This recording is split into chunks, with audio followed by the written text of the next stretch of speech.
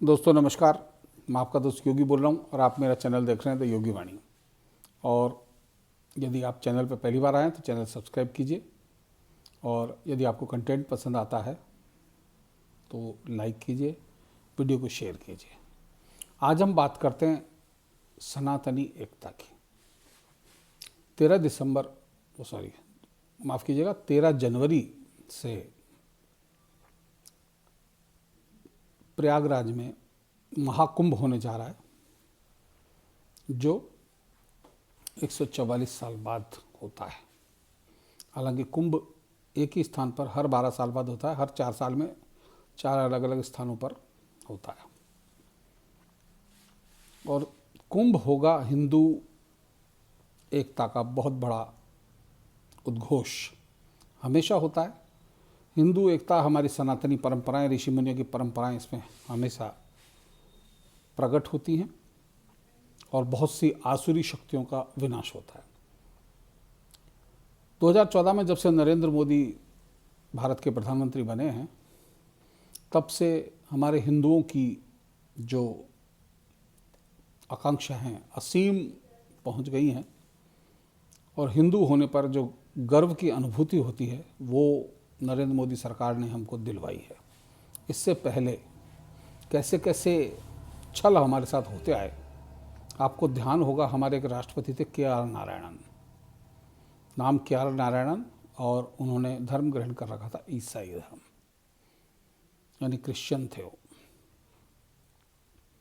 और वो इकलौते ऐसे राष्ट्रपति थे जिनके लिए कांग्रेस वर्किंग कमेटी और मंत्रिमंडल ने संवेदना व्यक्त की गई थी। जबकि अभी हाल ही में देश के राष्ट्रपति बने कांग्रेस के दिग्गज नेता प्रणब मुखर्जी, जिन्हें मोदी सरकार ने भारत रत्न दिया है, उनके बारे में जब डिमांड की गई तो उन्होंने कहा नहीं साहब, ऐसा कुछ प्रस्ताव नहीं रखा जा सकता। तो उनको कुछ नहीं दिया, उनको भारत रत्न भी नहीं दिया गया। सोनिया गांधी तो उन्हें अपना परम दुश्मन मानती थी। इसी तरह एक छल वाईवी राजशेखर रेड्डी, जो आंध्र प्रदेश और तेलंगाना दो राज्यों में जब वृहद आंध्र प्रदेश का बंटवारा हुआ तो बचा हुआ जो आंध्र प्रदेश था उसके मुख्यमंत्री रहे कांग्रेस के। और जब उनके पुत्र जगन मोहन रेड्डी ने कांग्रेस से अपना हक मांगा तो सोनिया गांधी ने उनसे देने से मना कर दिया। तो बगावत करके उन्होंने वाईएसआर पार्टी बनाई और जगन मोहन रेड्डी पूर्ण बहुमत से आंध्र प्रदेश के मुख्यमंत्री बने। क्या आपको पता है कि राजशेखर रेड्डी ने भी क्रिश्चियन धर्म ग्रहण कर लिया था और जगन मोहन रेड्डी ने भी, नाम सिर्फ वो रखते हैं जगन मोहन रेड्डी ताकि हिंदुओं को बेवकूफ़ बनाया जा सके। तो हिंदुओं को किन किन तरीके से बेवकूफ़ बनाया जा रहा है, मैं इसका उदाहरण बताना चाह रहा हूँ आपको। राजस्थान की बात करें तो राजस्थान में पिछली गहलोत सरकार, जो कांग्रेस की सरकार थी, इन्होंने अलग अलग समाजों के बोर्ड बना दिए, Saini board, Jat board, Meena board. क्यों? बांटो और राज करो। हिंदुओं को छोटे छोटे घटकों में बांटना और बांट कर करना। पिछले 70 साल से कांग्रेस यही करती आई है और इसी बूते उन्होंने देश पर राज किया। क्योंकि शांति दूत समाज के तो एक मुश्त वोट उन्हें मिल ही जाते हैं।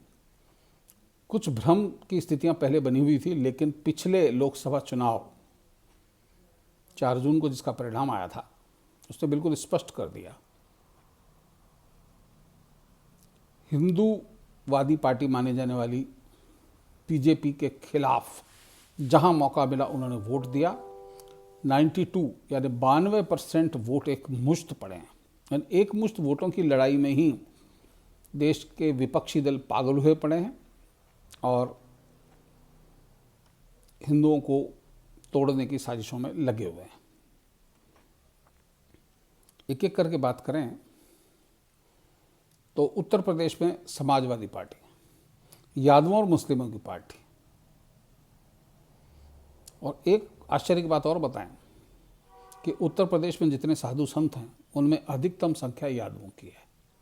यादव घोर सनातनी हैं लेकिन किन्हीं व्यवस्थाओं के चलते वो अखिलेश यादव के साथ जुड़े हुए हैं। सब नहीं है, लेकिन जितने भी हैं, क्योंकि अखिलेश यादव के समय और मुख्यमंत्री उनके पिता मुलायम सिंह यादव के समय में, हमारे एक मित्र हैं कानपुर में, वो बताया करते हैं कि वहाँ थानाधिकारी भी यादव, पुलिस वाले भी यादव, एसडीएम भी यादव, मुख्यमंत्री तो यादव था ही। मतलब यादवों का इतना दबदबा रहा। लेकिन यादव भी तो हिंदू ही तो हैं। लेकिन जाने क्यों यादव अपने आप को हिंदुओं से अलग करके देख रहे हैं। इसी तरह झारखंड में आदिवासियों को हिंदुओं से अलग करने का प्रयास कई वर्षों से चल रहा है। नक्सली गतिविधियां वहाँ संचालित की जा रही हैं। यही हाल छत्तीसगढ़ का है। लेकिन छत्तीसगढ़ में भारतीय जनता पार्टी की सरकार बन के इन चीज़ों पर बहुत अंकुश लगा है, लेकिन झारखंड फिलहाल इन चीज़ों से अछूता है। वहाँ भी आदिवासी महिलाओं के साथ मुस्लिम पुरुषों का जो बाहर से आए हुए हैं, अधिकतर जिसमें बांग्लादेशी और रोहिंग्याज हैं, उनसे उनका विवाह करके उनका धर्म परिवर्तन किया जा रहा है और डेमोग्राफी चेंज करने की कोशिश चल रही है, जो अब तक चली आ रही है।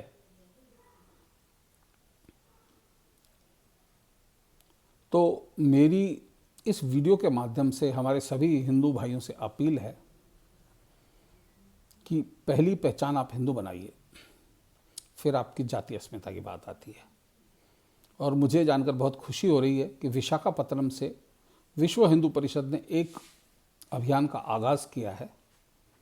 पहले हिंदू फिर जातीय अस्मिता, पहले सनातन फिर जातीय अस्मिता। यही मूल मंत्र अगर हम सब लोग उतार लेंगे तो देश और हमारे समाज का भला हो सकेगा। आप जान के चलिए 80% हिंदू आबादी होने के बावजूद भी देश में मुस्लिम तुष्टीकरण के लिए पार्टियां पागल हुई पड़ी हैं। ये पागलपन हमारे वर्तमान के प्रधानमंत्री नरेंद्र मोदी और बीजेपी के बहुत सारे नेताओं पर भी सवार था इसलिए बोल रहा हूँ कि 2024 के चुनाव ने इन्हें आईना दिखा दिया और अब इनको समझ में आ गया कि सनातन और हिंदू एकता की बात करके ही देश का भला हो सकता है। और इस हिंदू एकता और सनातन की बात करते करते ही देश की आज 5वीं सबसे बड़ी आर्थिक शक्ति बन गया है और जल्द ही तीसरी आर्थिक शक्ति बनने जा रहा है। और मान के चलिए पूरा विश्व इसी से घबराया हुआ है। विश्व के बहुत सारे घटनाक्रम जो प्रधानमंत्री के रूप में नरेंद्र मोदी जी को देखने पड़ते हैं और मन से खुले आम वो योगी जैसी भाषा नहीं बोल सकते। बहुत से लोगों को मोदी जी से योगी जैसी भाषा बोलने की उम्मीद रहती है, लेकिन योगी जी हालांकि बहुत सारे देशों से बहुत बड़े राज्य के मुख्यमंत्री हैं वो, लेकिन फिर भी विदेश नीति के चलते बहुत सारे लोगों से, बहुत सारे देशों से डील करना पड़ता है। ऐसे नरेंद्र मोदी जी की थोड़ी मजबूरियां रहती हैं। लेकिन हम समाज के लोगों का क्या दायित्व है? हम समाज के रूप में एकजुट होने से क्यों घबरा रहे हैं? आप मान के चलिए जब कभी कई जगह जातिगत दंगे हुए हैं जहां हिंदुओं को मारा गया है, संभल इसका एक जीता जागता उदाहरण है, जहां 200 से ज़्यादा आदमियों को 1978 में एक साथ मार दिया गया था और वो खाली हो गया शहर। ये कुछ दैवीय घड़ी थी या कल के अवतार के आने के दिन नज़दीक आ रहे हैं।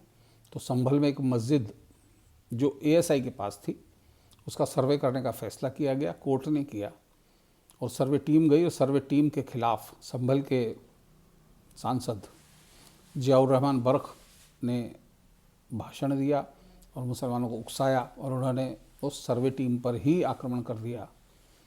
कुछ गोलियां भी चली, लेकिन वो चली आपस में, क्योंकि वहाँ पठान और शेख मुस्लिम के जो दो संप्रदाय हैं उनमें आपस में वैमनस्य शुरू से चला आ रहा है।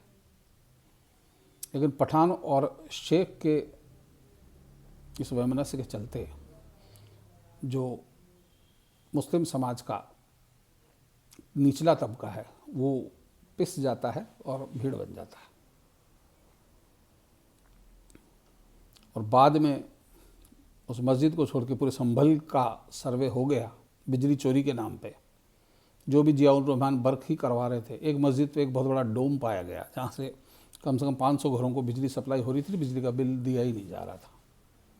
अब संभल का जब सर्वे हुआ तो वहाँ कुएं, बावड़ी, तीर्थ, बहुत सी ऐसी चीज़ें मिली हैं जो सनातन को उभारने वाली हैं।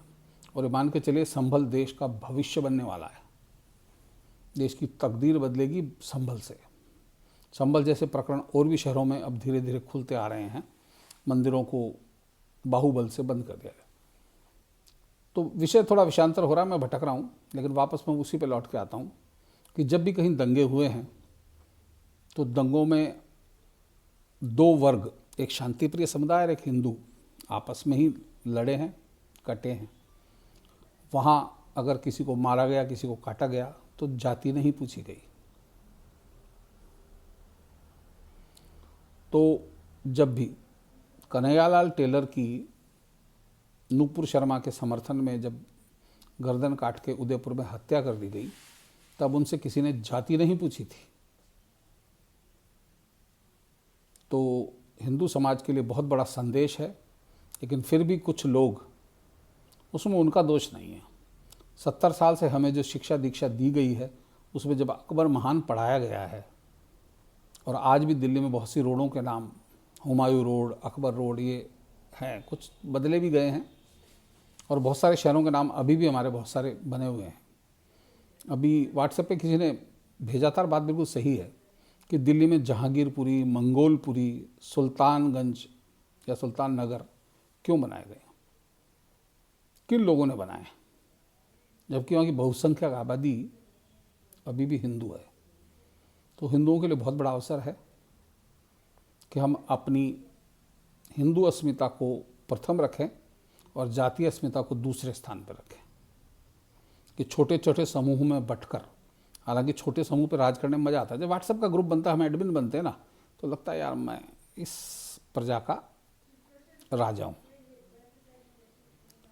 वैसे ही अलग अलग समाज, ब्राह्मणों के कई समाज बन गए, वशिष्ठ, कौशिक, जो ऋषि गोत्र हैं उनके आधार पर अलग अलग। ऐसे ही वैश्य वर्ग में भी बहुत सा, अग्रवाल, खंडेलवाल, महेश्वरी, उनमें भी कुछ गोत्रों के आधार पर कुछ संगठन बन रहे हैं। ठीक है, समाज के उत्थान के लिए संगठन जरूरी है, लेकिन आपका पहला उद्देश्य आपकी अस्मिता, हिंदू अस्मिता होनी चाहिए। क्योंकि कांग्रेस शुरू से करती आई है, सभी जातियों को, मीणा, गुजर, बैरवा, जाटव, इन सब को ट्रीट तो करेगी वो बिल्कुल निचले दर्जे के लेवल पे, लेकिन बांटो, क्योंकि अगर ये इकट्ठा हो गए तो हम कभी नहीं जीत पाएंगे।